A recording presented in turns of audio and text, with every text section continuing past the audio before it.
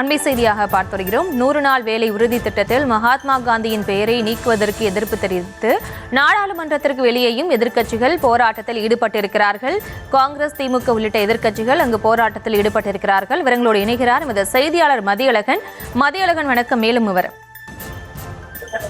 மகாத்மா காந்தி ஊரக வேலைவாய்ப்பு உறுதி திட்டம் மந்திரேகா என்ற பெயரில் மாற்றும் வகையில் தற்போது மத்திய அரசு சார்பில் நாடாளுமன்ற மக்களவையில் மசோதா அமல்படுத்தப்பட்டிருக்கிறது.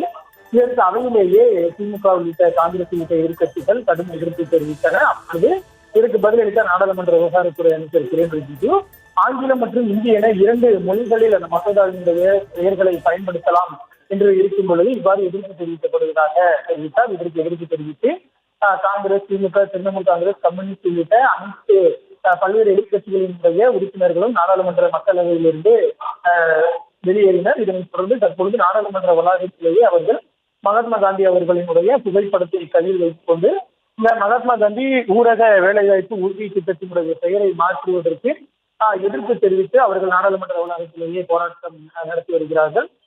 காங்கிரஸ் பொதுச் செயலாளர் பிரியங்கா காந்தி மற்றும் தமிழ்நாட்டைச் சேர்ந்த எம்பிக்கள் ஜோதிமணி, விஜய் வசந்த் மற்றும் மாணிக்கம் தாக்கூர் உள்ளிட்டோர் இருக்கிறார்கள். அதே போல தமிழ்நாட்டை சேர்ந்த